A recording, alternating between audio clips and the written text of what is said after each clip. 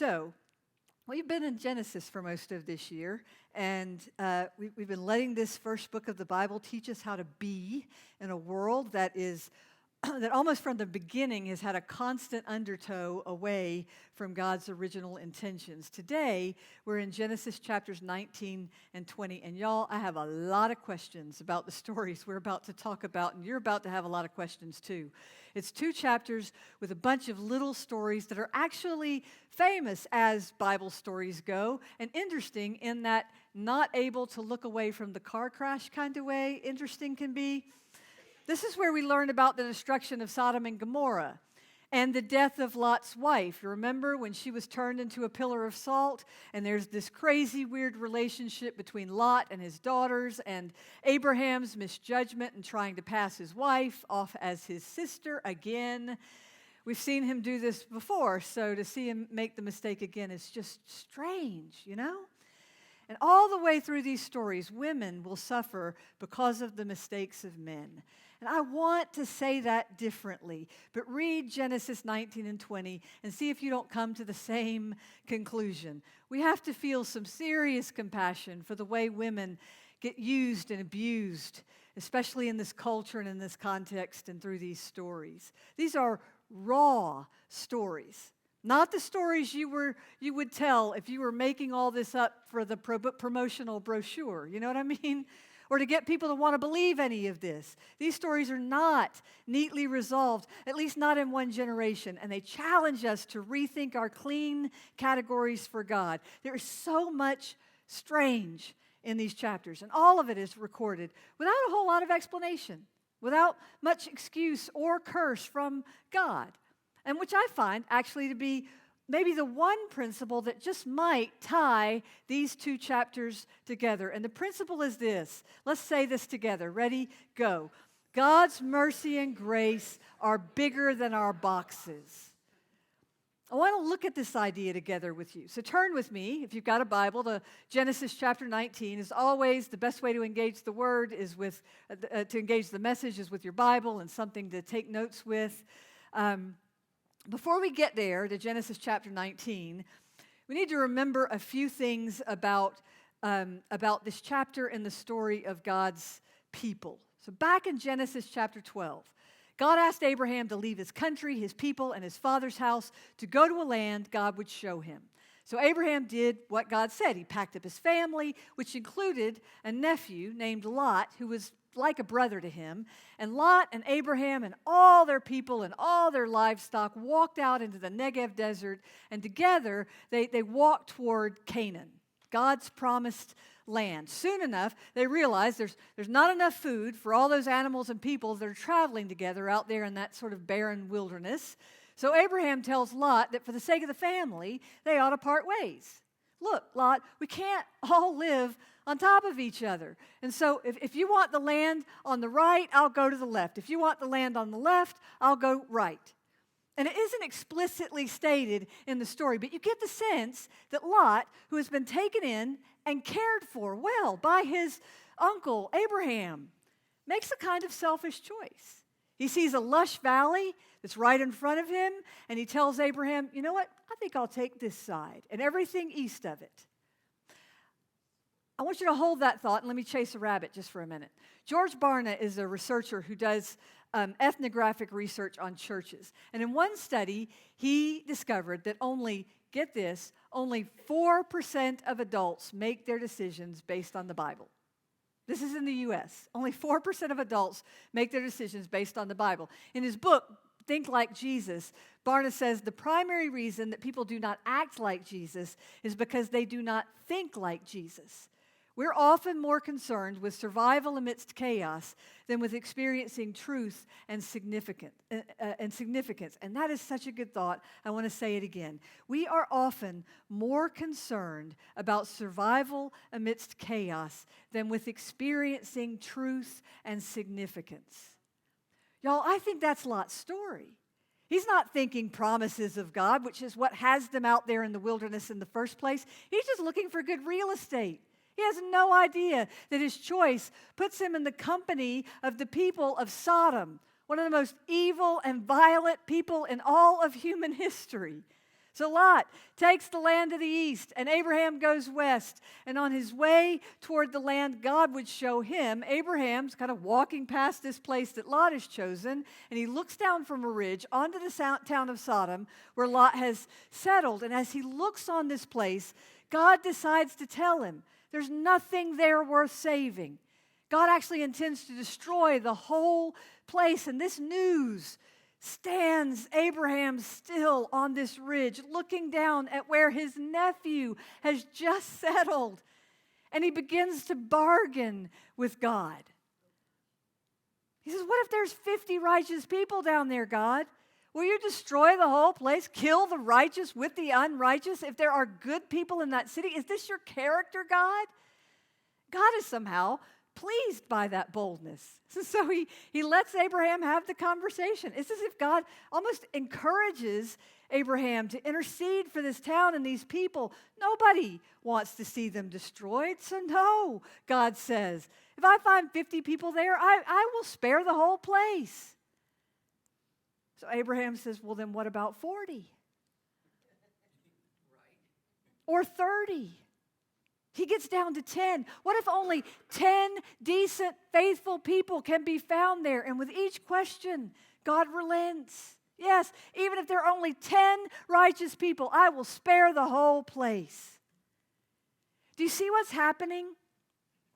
Abraham is looking for the limits of God's justice, while God is operating from the depths of his mercy. God's mercy and grace are bigger than our boxes.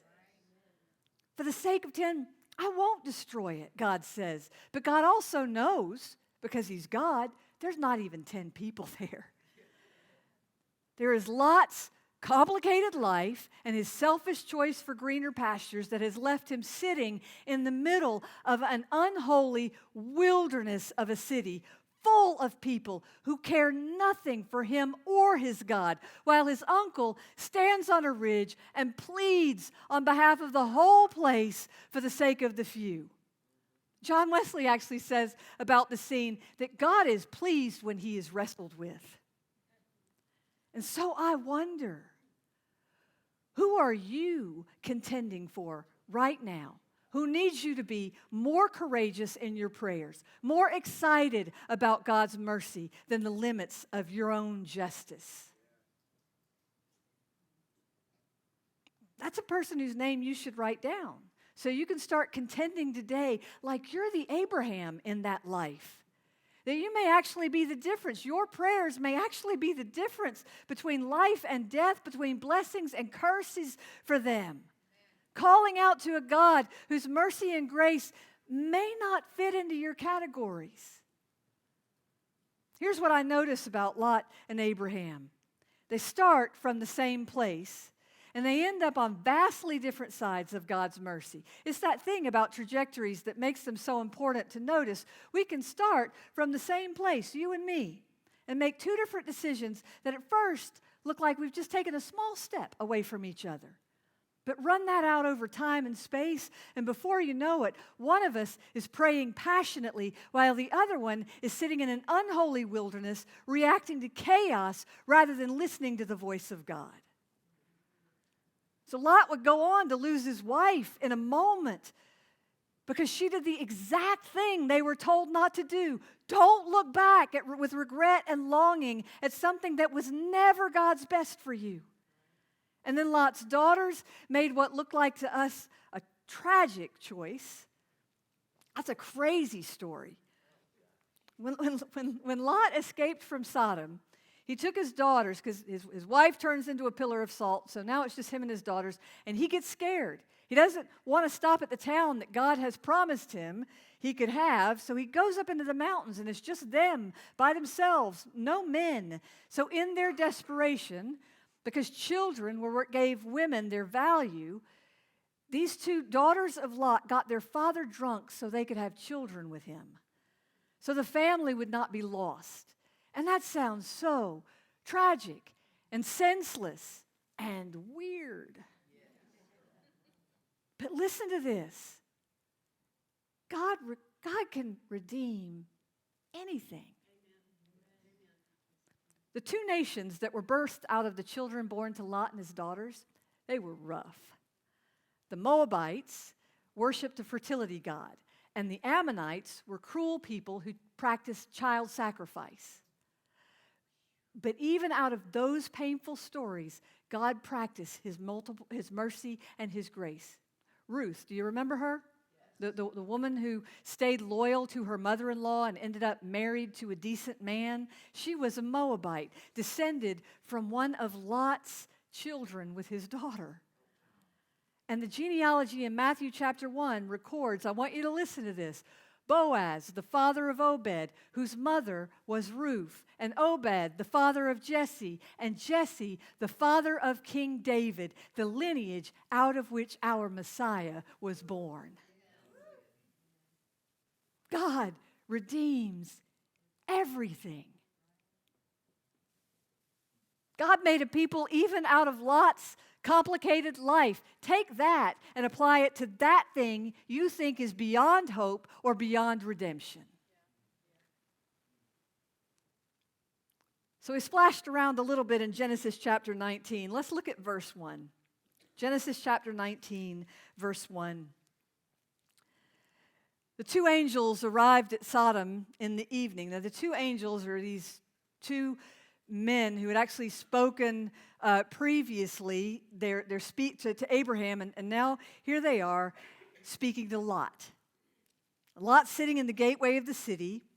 When he called them, he got up to meet them and bowed down with his face to the ground.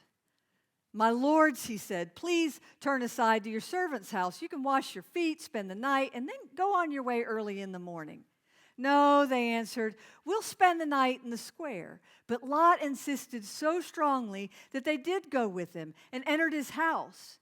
He prepared a meal for them, baking bread without yeast, and they ate. Before they had gone to bed, all the men, how many of the men? All the men from every part of the city of Sodom, both young and old, surrounded the house. They called to Lot, "Where are the men who came to you tonight? Bring them out so we can have sex with them." Lot went outside to meet them and shut the door behind him and said, "No, my friends, don't do this wicked thing. Look, I have two daughters who have never slept with a man. Let me bring them out to you so you can do what you like with them. But don't do anything to these men, for they have come under the protection of my roof." "Get out of our way," they replied. "This fellow came here as a foreigner, and now he wants to play the judge. We'll treat you worse than them." They kept bringing pressure on Lot and moved forward to break down the door. But the men inside reached out and pulled Lot back into the house and shut the door. And then they struck the men who were at the door of the house, young and old, with a blindness, so they couldn't find the door. The two men said to Lot, "Do you have anyone else here, sons-in-laws, sons and daughters, anyone else in the city who belongs to you? Get them out of here, because we're going to destroy this whole place." The outcry of the Lord against its people is so great, he has sent us to destroy it. I mean, that's a bizarre story and sick. I have so many questions, and I bet you do too. What would make a whole town of people go after strangers in this way? And what choice was that Lot made to offer up his daughters instead of these guests to his home? We begin to get it that Lot was not a great decision maker. Obviously, there was something redeemable about him because God redeemed him, but Lot is not the brightest bulb. As for Sodom, you know, it would be easy to reduce this city to what these men were willing to do to the men in Lot's home. And for the most part, we've done that. And when we've talked about Sodom, but Sodom was so much worse than that. They actually, in the Bible, become sort of the poster child for how not to do it. They show up all over the place in Scripture as the poster children for dysfunction and evil. They neglect the poor. They tell lies. They're greedy. They're mean toward outsiders. They're deviant. Jesus mentions them. In Matthew chapter 10, he says, if somebody doesn't welcome you, walk away and shake the dust from your feet. And he says the unwelcoming is actually worse than the sins of Sodom and Gomorrah. So the question is God the one who destroys these people, Or have they already destroyed themselves? Not even 10 righteous people in the whole town. Which brings this very bizarre story closer to home than we might want. Are there things we've done that have created pain for us? And maybe we're shaking our fists at God while God is looking for some shred of something He can redeem out of our mess, while we struggle to admit that maybe we're the ones demanding things that were never ours to take. So I am asking you, is there some door you need to back away from? It's a door of unforgiveness or a door of anger, or I don't know what it is. Maybe you do, so that God's mercy and grace have some chance to get you out of it before it blows. Yes, please. So we've looked at Lot's complicated life, and we've looked at Sodom's sin. So now let's look at Abraham's mistake. Look at chapter 20, beginning with verse 1. Now, Abraham moved on from there into the region of the Negev and lived between Kadesh and Shur. For a while, he stayed in Gerar, and there Abraham said of his wife Sarah, "She's my sister." Pro tip, don't do that. And so Abimelech, the king of Gerar, sent for Sarah and took her. But God came to Abimelech in a dream one night and said to him, "You are as good as dead because of the woman you've taken. She's a married woman." Now, Abimelech had not gone near her, so he said, "Lord, will you destroy an innocent nation? Did he not say to me, 'She's my sister'? And didn't she also say, 'He's my brother'? I have done this with a clear conscience and clean hands." And then God said to him in the dream, and I want you to underline all of verse 6 here, what God says. Yes, God says, "I know you did this with a clear conscience, so I have kept you from sinning against me. That's why I did not let you touch her. Now return the man's wife, for he is a prophet, and he will pray for you and you will live. But if you don't return to her, you may be sure that you and all who belong to you will die." Another strange story. Why would Abraham do that? I don't know. I wonder if maybe he just thought if we say we're brother and sister, nobody would bother him, that they'd leave both of them alone. But the thing is, this isn't the first time he tried this. He's done this before, back in Egypt. It didn't go well then either. But embedded in this bad idea is a very good lesson about the mercy and grace of God. Look again at verse 6. God said to Abimelech in a dream, "Yeah, I know you did this with a clear conscience, and so I have kept you from sinning against me." That word from God is a hint at the doctrine of Christian perfection. I want you to hang with me for a minute. Because basically, God is saying to Abimelech that while the choice was not great, he gets it that Abimelech's intentions were good. My guess is he probably feels the same about Abraham, that not a good decision, but I know you were trying to keep you and your wife alive. Which is to say, and you should write this down, mistakes are not sins. Friends, you should write that down. This has become kind of a deal for me lately. A couple of weeks ago, I couldn't sleep. And so I ended up spending most of a night reading Wesley's plain account of Christian perfection. You'd have done the same thing. I know you would have. Actually, I know that probably sounds like torture to you. But it was pure grace for me. I couldn't sleep. I just sat there and read. And I've read this plain account of Christian perfection. It's one of his more famous, John Wesley's more famous little treatises that he wrote. And so I'd read it before, but I'd never noticed his emphasis on the relationship between grace and mistakes. When John Wesley, who was a theologian with an amazing apostolic gift, began to preach a revivalist gospel all over England, he discovered that most people who claim to follow Jesus don't shoot high enough. We aim for right behavior, while God is after pure hearts. So Wesley took what Jesus said about being made perfect in love like God is, and he developed what he called the doctrine of Christian perfection. It is the loving God with all our heart, soul, mind, and strength. It is chasing after pure intent. And Wesley says a person can be filled with pure love and still make mistakes because we live on this side of the fall. But mistakes are not sin. They're mistakes. And so, like every other imperfection, they still need the grace of God, the blood of the atonement. We still need, as Wesley says, Christ in his priestly office to atone for the things we miss, for our shortcomings, for our mistakes in judgment and practice, for our defects of character. Sometimes even love will cause us to make mistakes. And in that case, we still need Jesus to make up the difference between the best we can do and the holiness of God. We never get over our need for grace. But God's mercy and grace are bigger than our boxes.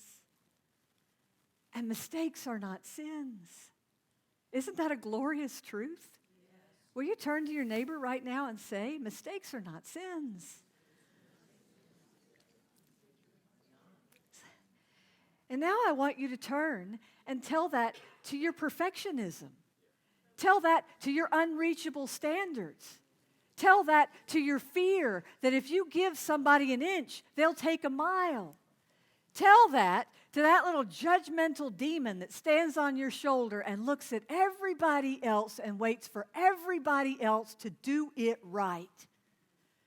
While you stand on this side of the fall, making mistakes you may not even be aware of. So how does perfect love begin to take root in us? It begins to take root when we can pull each other down out of the stratosphere of unholy expectation and return one another to the reality in which we all live, where fallen people do fallen things, and we can learn to ask no more than what each of us in our fallen state can manage. Thanks be to God. I have to confess something to y'all right now, and I hope you can hear it in the right spirit. You know, I have always been, for 20 years, I have been passionately in love with the people of Mosaic Church. You are, Claire Marie has said the same thing, you're my other child.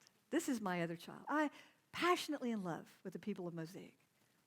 But in those early days, some of you have been here a while can attest. In those early days, we attracted more than our share of people who needed extra grace. We'll say it that way. We used to say that the Columbia County Jail was our satellite campus. That's a true story. I remember in those early days, such great people. But I kept waiting for the other ones to show up. You know, the ones that would make it a lot easier. The one who ran businesses and owned banks and could show me how to lead something I barely know how to lead. I have spent so much time, in fact, so much subconsciously, not consciously, mind you, waiting for some other set of circumstances to show up that would make my life easier. Maybe you've done the same. Waiting for those other friends to show up, or those other coworkers to show up, the ones who know what they're doing, or for that other boss to show up, the one who's kind, or maybe the other spouse even. Those aren't fun things to admit, but maybe we can be honest about this morning. You know, I have a memory of the day it hit me, like with a lot of regret, that too much of my life has been waiting for the other ones, rather than loving and caring for and respecting and trusting and believing in and championing the ones God has actually given me. It took me too long to get it, that the people God has for me, the people God has for you, are the people in front of us right now. And do you know why they exist? They exist to sanctify you. They exist to help you find a more perfect vision for love. They are the treasure. So I want you to turn to somebody who's in this room right now and say, you are the treasure. You are the treasure.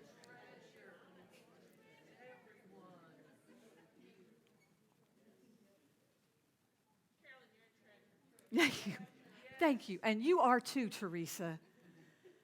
You know, I'm wondering if that's the lesson, or at least one lesson, in these stories in Genesis. You think God might wait for a better family line out of which to carve the Messiah. But he didn't wait. He saw something in Lot's daughters I wouldn't have seen. I would have said, let's just let that become a dead end for them, okay? But God's like, no. I can find a pathway to cut through this wilderness.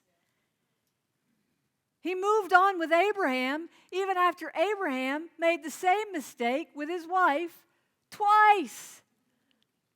God worked with who was there, imperfect, in-progress people. And somehow, through imperfect, in-progress people, God managed to move the people of God forward. And I want to say to you, people of Mosaic Church, you are the ones God has chosen to move the gospel of Jesus Christ forward in your community. He's not waiting for somebody else. He is not waiting for someone who is bigger or better or, I don't know.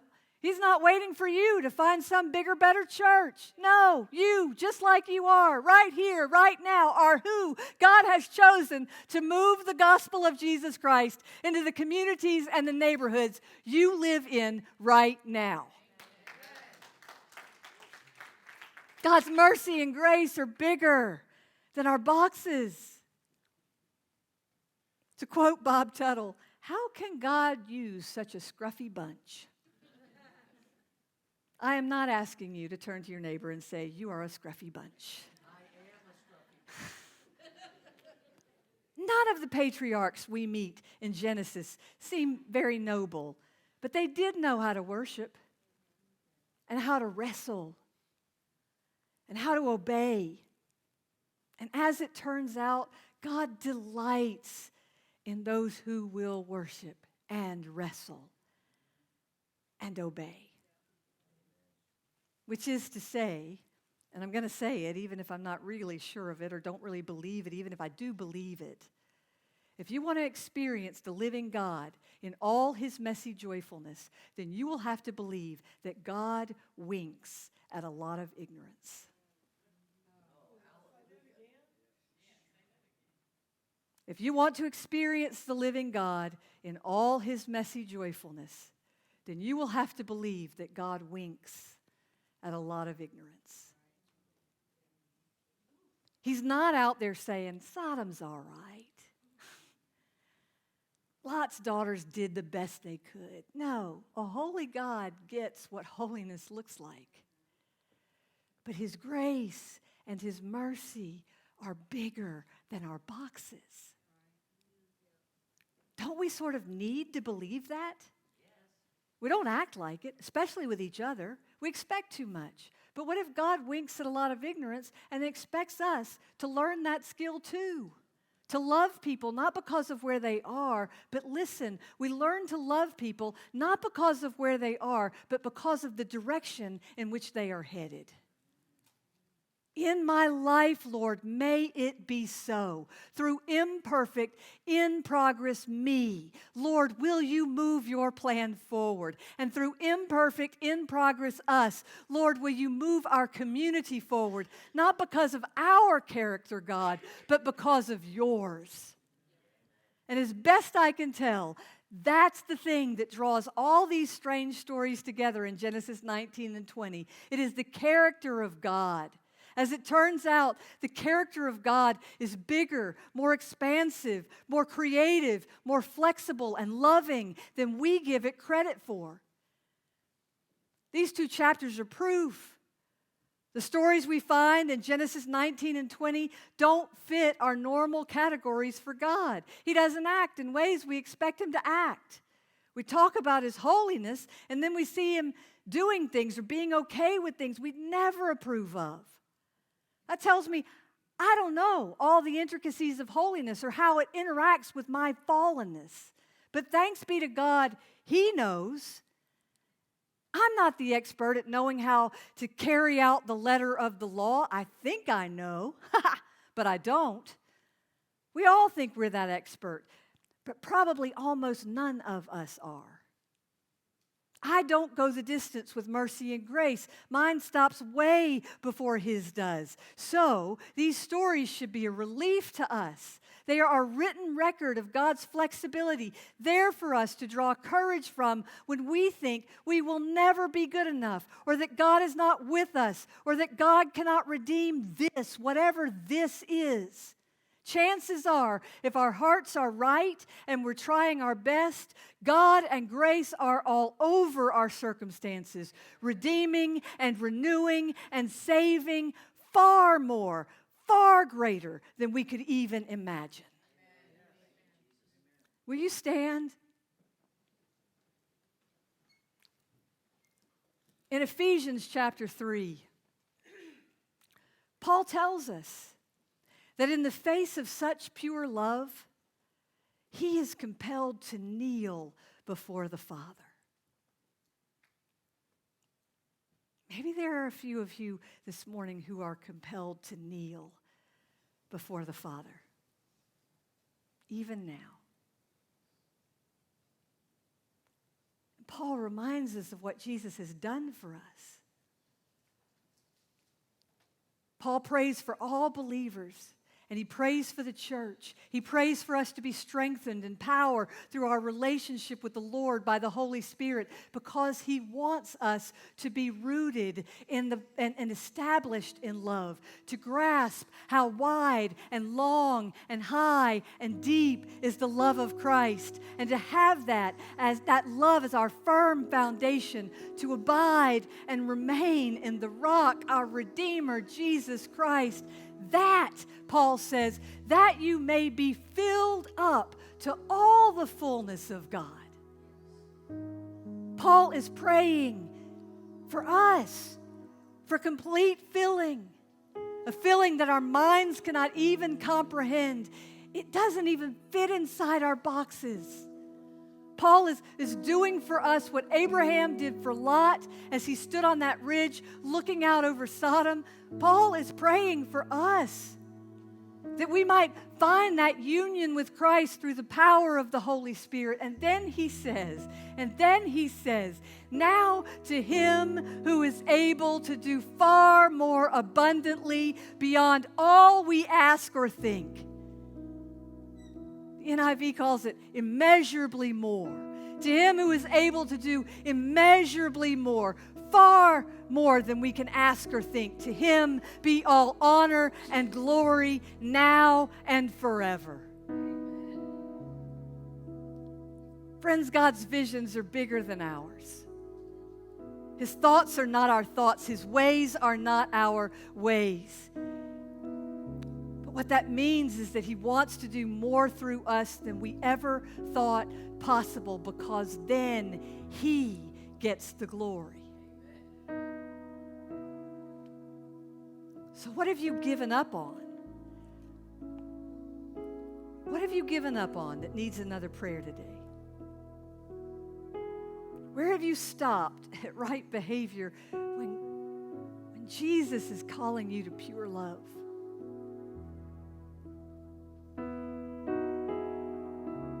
What ridge are you standing on, looking out over some situation in your life, some circumstance, some relationship, and by all rights,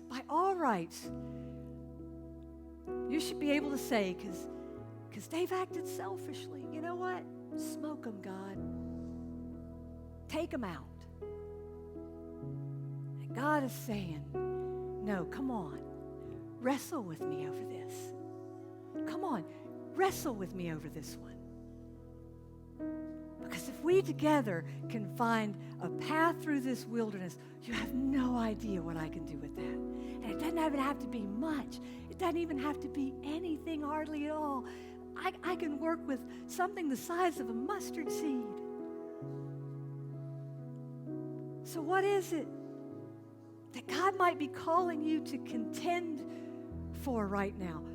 Who might God be calling you to contend for right now? I want to invite you to bow your head, close your eyes. If you'd like to come and get on your knees and intercede here at the altar, you are welcome to come. If you'd like to stand where you are, you can. You can turn your chair into an altar if you'd like. I want you to see yourself like Abraham, standing on the ridge, looking over the situation in your life that it's already there, it's in your mind. And I want you to say, God, I'm not going to draw on my own feelings, but on your character right now. I'm not going to draw on my own pain or my own sense of justice. Frankly, my justice fits in a very small box. I'm going to draw on your mercy and grace, something that's bigger than my boxes. God, I'm asking you to bring your character to bear on this circumstance. I'm asking you to bring your character into my mind, Lord, into my spirit, so that I can act out of your mercy and grace. And God, if you would do that, we would be so grateful.